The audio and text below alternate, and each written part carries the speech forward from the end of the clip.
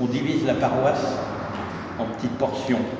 Si bien qu'à Guipry, il y avait 12 frairies, c'est-à-dire 12 frairies qui étaient rattachées à la paroisse de Guipry, et cette chapelle était considérée comme étant étant le fait de la frairie du port. Du port, alors il n'y avait pas que le port, bien sûr, il y avait les Liriaux, à côté d'autres villages environnants, la Pigarde qui était rattachée à cette frairie. Hein. Mais alors maintenant, les frairies ont disparu, il n'y en a plus, on n'en entend plus parler.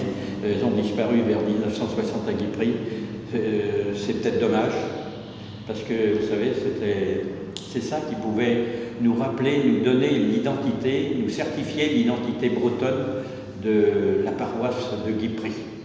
Guipry, c'est bien mon prénom, un nom breton, je vous l'ai dit tout à l'heure. Guipry, le bourg de Brie, hein, si vous voulez, c'est ça. Hein.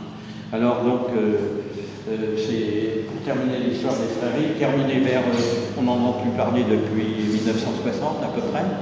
Ou alors à ce moment-là, les vicaires, comme ce n'étaient pas des vicaires originaires de la région Fougères ou d'ailleurs, ils ont baptisé, non pas les frairies, mais ils ont fait des secteurs. Au lieu d'avoir 12 frairies, il y avait 5 ou 6 secteurs. Hein, il faut dire aussi qu'à partir de 60, ça s'est modernisé un peu, et puis tous les gens qui s'occupaient dans le temps à faire des reposoirs à la fête Dieu, il n'y avait plus personne pour les faire. Hein, il fallait se regrouper pour essayer de faire quelque chose. Voilà. Alors, pour en revenir à l'histoire de cette chapelle, en 1940, les Allemands s'en servaient comme dépotoir.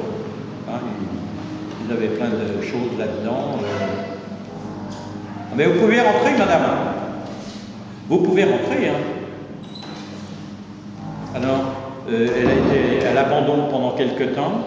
Et puis finalement, ça a été, elle est revenue à l'association diocésaine du département d'Ille-et-Vilaine, de l'archevêché d'Ille-et-Vilaine. Elle y est toujours. Elle appartient à l'association diocésaine des paroisses de Guipry. Et pour vous dire, si vous la voyez en l'état où elle est actuellement, c'est qu'en 1996, 17, 18, 19, il y a eu beaucoup de travaux de fait. C'est une association qui s'en est occupée. J'en faisais partie. On a commencé par refaire la toiture. La toiture était vraiment en très mauvais état. On a refait la toiture.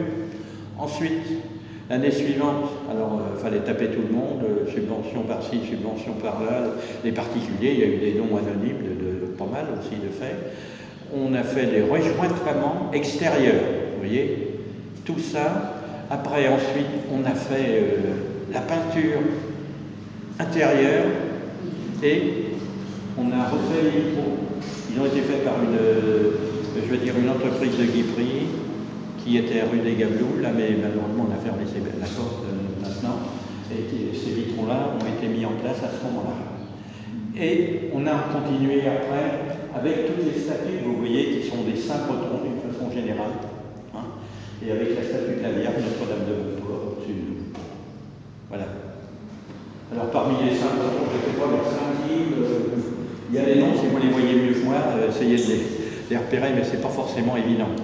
Alors si vous venez ici, vous pourrez toujours regarder derrière, vous avez des cuissons de la famille Le Marchand, hein, et qui ont été repris en partie par la commune de Guipry.